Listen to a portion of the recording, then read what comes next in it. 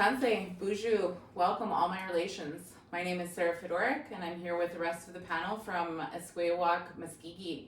So we wanted to come to you today and have a little chat, conversation about what we're about. I mean, we put a post out on Facebook, I think it was yesterday, and we've got rave reviews. Rave reviews. There's a lot of conversation about what are you about, who are you, what is this message, what is a mobile conference.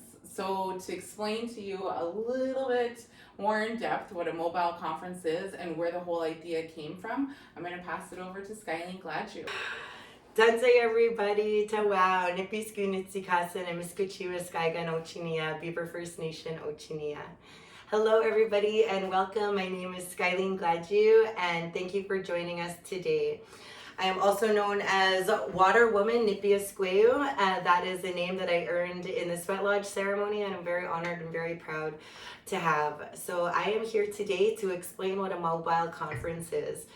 So we have started this very innovative and new concept where we're a traveling conference. So it's a ready-made conference. You know, we've all been there. We've all been planners in many different conferences, and we know the amount of work and effort that is required to be put into those.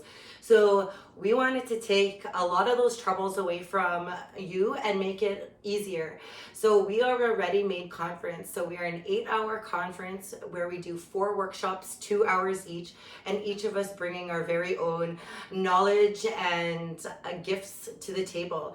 So what you will get is 4 different workshops, various different teachings. This next set is going to be focused on women's empowerment and women's healing. So we're super excited. So if I can turn it over to Jer next, if you could maybe kind of give, you know, the audience and the people who are wondering what it is and where did this philosophy come from for the Iskwewak Maskhikiy, the women's medicine. So Thank you so much. Yeah, so I'm super excited to be a part of this panel, this new movement that's happening where, you know, Indigenous women are actually supporting each other, and it's done in authentic and with a lot of conviction and heart, right? I think our women have been so, you know, stifled, you know, it's be quiet, don't be loud, all that type of stuff. So again, the fact that we are all doing this together, it really strengthens, you know, what it's going to do in our community. So again, my name is Geraldine Carrier. I'm also known as Wild Woman, and my real name is Iskwewak Asaniwachi Kawigit. And I have a business which is called Wild Woman. I have a book out there. There's a bunch of stuff out there. If you want to find me, you can find me. But I'm here to speak on why it's important and why we chose the name Iskwewak Maskhikiy, which is women's medicine. And we chose that name specifically because, you know, there's so many messages out there. And I mean, if you want to take it into a societal view, you know, we are a matriarchal people, right? So what that meant was, you know, when it came to making decisions, leadership, you know, all of those different things, women were consulted when it came to that stuff in our tribes in historical time. So we're really taking back that position and showing that, you know, we women were celebrated. We're taking into consideration with all of the things that happen in our communities. Now, you know, that goes against patriarchy and the way that society is and how things have kind of evolved to be where we are now. And I think it's important that we are, you know, using that to, you know, instill that in women who are coming up and who are going to take in this information. Now, if you want to take it back to, you know, legend, right? Why is it with women, right? So they say that, you know, it is the women that are going to take back the power of our people. They are the what is it, home fires is the phrase we use, right? So we're the nurturers. We're the ones that are the leaders in our homes. And again, going back to legend, it says that, you know, if you want to look at God, you look at a woman, because she is the closest thing we have here on earth. She is the veil between the spirit world and, you know, our humanness. And so, you know, we should be treated in that same way, held sacredly, honored, you know, valued. And that is what we are hoping to teach and to instill in all of the people who, you know, attend our workshops, our seminars, our facilitations, and anything that we're putting out there. That is the core of the message that we're trying to bring, which is that, you know, we as women, we are medicine. right? We all have messages, and we can all heal through, you know, speaking and collectively being able to pass on the medicine that we have. Did I miss anything, ladies? Is there anything you'd like to add? I mean, I think you pretty much hit the nail on the head with it. I think even just us collaborating, Right. like working together, when That's you were medicine. talking about that, you know, negative, toxic messaging that we all grew up with, a lot of competition and, you know, I mean, you know, a lot of, there's always competition amongst women. So I think that even just the four of us coming together in, like you said, such an authentic, and it's really so beautiful. Like, there is no competition, it's just like women supporting women, you know, here. Honoring I each think other. that is really powerful medicine in itself either. I think everything about it is amazing, beautiful medicine. Yeah. And you know, Absolutely. essentially that is what we're trying to pass along here, right? Is Yeah. the ability to have open dialogue, to, you know, address taboo, controversial topics that, you know, we kind of stray away from. That is what the medicine is. It's allowing us to, you know, speak up, be bold, and, you know, ask questions, because, you know, the way that things have turned out aren't working anymore. So, you know, that's why it's important for us to, again, have this space and to continue to be medicine to each other, because, I mean, Definitely. hey, the power is in our women. So Right. It is. that's what we hope to bring to you. So we're excited to carry on with the conversation. Next, we're gonna just talk to the facilitators, and we're gonna get a little bit of a brief description of what you can expect to see at the conference coming up, the Mobile Conference. So if I could turn it over to you, Coralie, you're gonna be doing the first one. So, hello, my name is Coralie Fedorik, and my business is The Matriarch. I am going to be teaching or facilitating, holding space for the first workshop, which is Freedom Through Forgiveness. And yeah, it's 2 hours. So there's a lot to pack in there, but we're going to be going through what forgiveness is, why it's important, and, you know, doing some guided meditations, as well as some actual activities where you can move that resentment or those emotions that may be stuck in your body. You can move them through your body and out. I have personally participated in some of these activities in my own healing journey. They're pretty powerful. I have to say, I let go of a lot when I participated in these activities. So Coralie, can you tell us, like, why is forgiveness important and how does it affect us? Okay, so, you know, forgiveness is so important because those emotions of resentment and anger, those things that can get stuck in our bodies, they just stay in there and they make us physically ill, you know, like, it's really a universal, you know, concept, ideology, I guess, of that, you know, that mind-body connection, that when we're feeling things in our body, or when we feel emotions, or, you know, we have constant maybe negative toxic thoughts, that, you know, they manifest in our physical form. That's kind of the last opportunity that we have, you know, to see it and to be able to have that opportunity to work on it and heal it, hopefully, right? So yeah, it's very important to work through that letting go. One of my favorite quotes or sayings is, and I might butcher it, but, you know, holding on to resentment or that anger, which comes with that not forgiveness, like holding on to that, is that, you know, it's like taking poison and expecting the other person to die, right? Like when we don't move through those emotions. The course I'll be doing is the journey to self-love.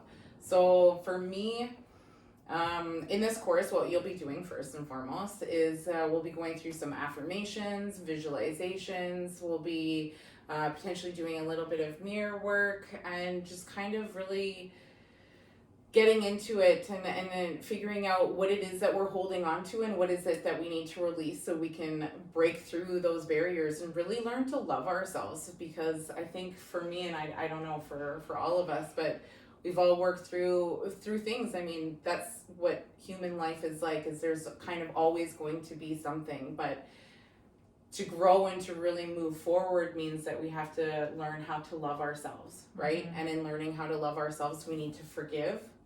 We need to forgive ourselves. It's not just other people, but ourselves, right?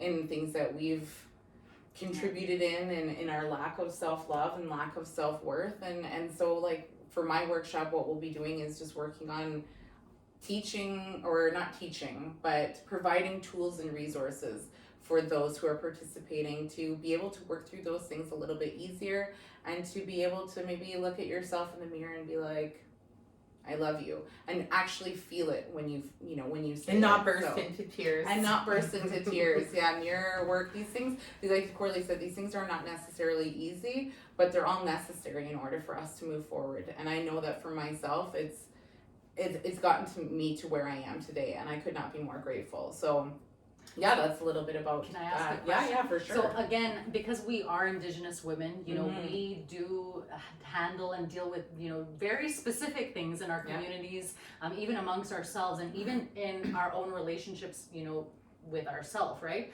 So as an Indigenous woman, how would this, like, going through this workshop, what could she hope to experience or to overcome? Well, I really think, I mean, like, what you can hope to experience, or what you can look forward to experiencing, is to really take a little bit of a more in-depth look at yourself. I think for a lot of us, we don't set aside the time that it takes, or the money that it takes, or whatever it is that it takes for us to invest in ourselves, right? And I think that whether it's, you know, your organization that's hired us to come sit with you guys and go through these workshops, or communities, whatever level it's at, I mean, it's about investing in yourself. And if you don't invest in yourself, I mean, even putting forth the energy to invest in taking these workshops with these beautiful Iskwewak, then there is no moving forward. And that's where the self-love comes from. So in this course, we'll be just looking at how we can move forward, and like I said, provide resources and tools to the individuals to really be able to say, like, what do I need? What is it that I can do for myself? And in turn, healing yourself, you heal your community. 7 generations forward, 7 generations back. That's the power that we hold as women with medicine. You know, like, this is the women's medicine, is that moving forward. So yeah, I think that's a bit about what I'd be doing. So anyways, enough about me. Tell me about you. So we're going to move forward onto, I have a little bit of a quirky sense of humor, don't mind me. But with that, we're going to move on to Skylene. And Skylene, can you tell us a bit about what your workshop entails? Yes, thank you so much, and we love your sense of humor. So I will be bringing forth the Balancing Your Medicine Wheel workshop. And so, like they've been saying, is that the reason why I teach my workshop is because I've found healing and benefits in it, you know. So the medicine wheel teachings is something that came to me along my healing journey. I just 2 days ago celebrated my 8th year sobriety of being alcohol and cocaine free. Thank you, I'm not gonna cry. But you know, so on that path, I discovered my culture. I discovered various different teachings from all over the place. You know, I come from a small community, a nation up in Beaver First Nation in northern Alberta, where culture wasn't always so readily available, you know, and I was raised by a residential school survivor, my father, and a lot of unhealed trauma happened in that, and because of that, I myself faced a lot of trauma and intergenerational trauma passed down. And so, you know, I always say in my workshops that, you know, my dad came from a different time, you know, where healing wasn't readily available. And, you know, to admit that you needed healing was a sign of weakness. And today I think we are just so blessed to have the amount of healing modalities readily available to us, and so many people so enthusiastic and so passionate about pursuing those healing modalities. So the medicine wheel is something that has been so profound in my own life, and that's finding balance in the 4 quadrants that is within all of us, and that's the physical, emotional, mental, and spiritual aspects. So through my workshops, I will go through each of these quadrants and talk about different ways that we can balance ourselves in each of those quadrants, and to have like a good and healthy life, you know. And I think it's like so important. Even the way that we structured the workshops is just so amazing, because you know, like exactly, because like before, like when I started my healing journey, I had to find my forgiveness first, you know. And my father had already passed away, and so you know that concept of thinking that you have to have an apology for the forgiveness, you know, is really rooted in my head. So I had to find tools and learn ways to forgive without getting that apology, you know. And through self-love, as Indigenous women and Indigenous people, we've just been torn down, you know, through intergenerational traumas, through colonization. So to even have that self-love is something that we have to be working on, you know. That's something that I wasn't even raised in having. That's something that I had to build on as an adult.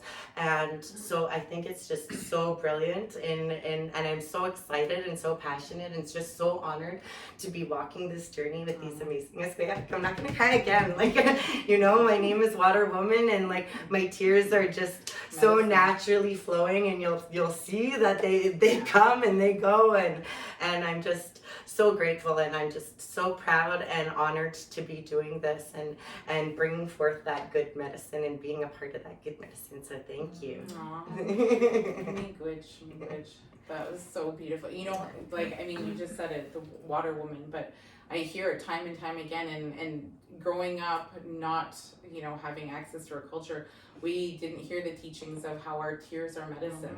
But in this path of healing and, you know, finding our culture and being able to be on this path with these beautiful human beings that we are coming across in this journey, I'm so honored and blessed to be with you, and you honor us with your tears. You honor us with your medicine, and I'm so grateful for that, and thank you so much for sharing what, like, who you are and what we can expect. So thank you so much. I love you. I love you. And not to, like, you know, whatever, enough with the tears.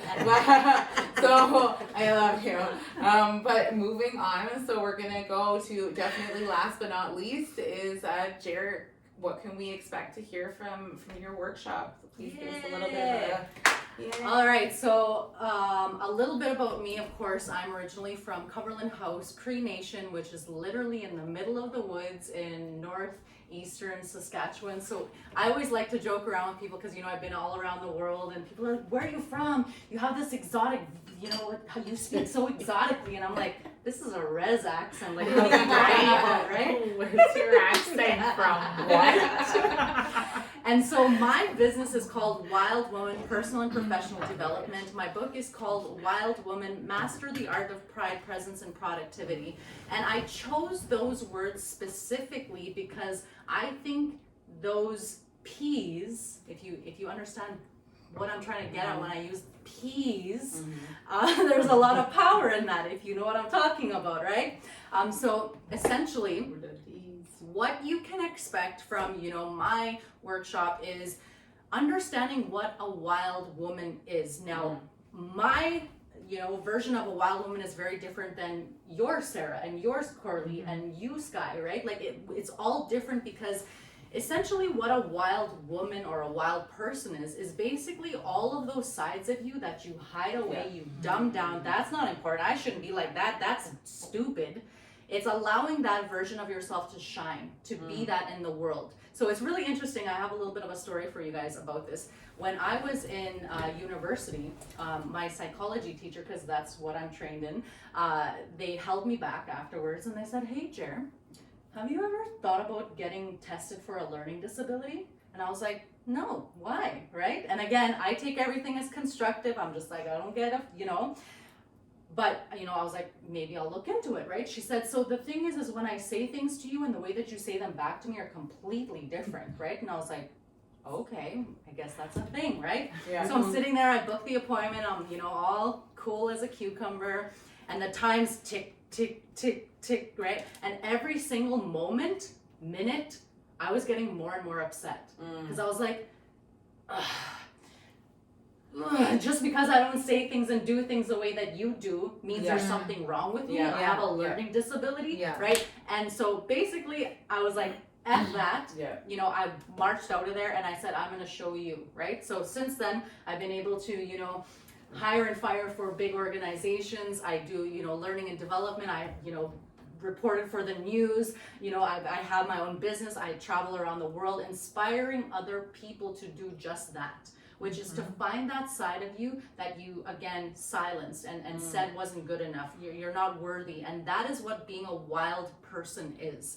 Now, what you can expect from my workshop is strategically to go through a transformation to find yourself, right? So I like to break it down into the 3 parts. So pride, I'll give you an example of what that is. So pride essentially is understanding who you are. So in order to know where you want to go, you have to know where you came from, right? So I always like to use the analogy of a house, right? You inherited this house. The house has curtains, cushions, plates, whatever it is. And all of those things are representative of the values, the standards, and the morals that were given to you from your parents, your culture, whatever it is. And so those things, you're actually able to look at it, take an inventory and say, what's serving me? What is this who I want to be? And then if it isn't, it's throwing it out and then replacing it with good things like forgiveness, the medicine wheel, all of those things that we're teaching, and to take those things and to look at your life differently. And once you have a solid foundation of who you are, you can then show up more boldly, more courageously. And that's what having presence is all about, right? It's who you surround yourself with, the jobs, how you treat your children, how you show up in the world, the way you dress, right? Y'all know I like to dress. And then after that's all done, then I turned it into productivity. So what I mean by that is a lot of people don't know that Indigenous people by nature are entrepreneurial, right? Like if you didn't have something to bring to the tribe or, bring something to the event, you would feel less than, or, you weren't contributing. So we are a people that, are brilliant, we're innovative, we want to create and show that we are integral to our tribe, right? So that's why all of the things that we have gone through weren't for nothing. You're supposed to do something with that. You're supposed to teach people how to either overcome that for themselves or to get through it more quickly, right? So what I do is I usually work with women who are entrepreneurs and they want to make a difference in the world. So that's what I do is I help them to build a business, to create and just to show up more authentically in the world, right? So that's what you guys can expect from my workshop is to be, you'll walk away being more bold, more courageous, and hopefully a lot more loud. And I want to hear it. So that's exactly what it's about. Thank you so much, Jared. That's exactly what it's about. I think that's the beautiful thing about when Skylene kind of pitched this idea to us all was that's the beauty in having multiple people working on a project or working together.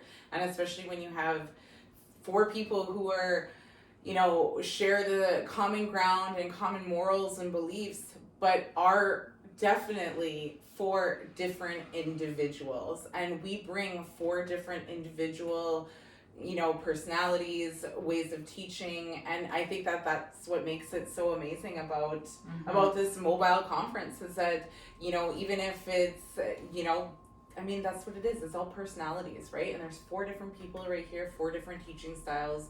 And like you said, it's like almost like 4 different perspectives, right? Because 100%. like that learning disability, because you didn't see something the way someone told you were supposed to see it. Like that is even that, like everything about it is the most beautiful medicine.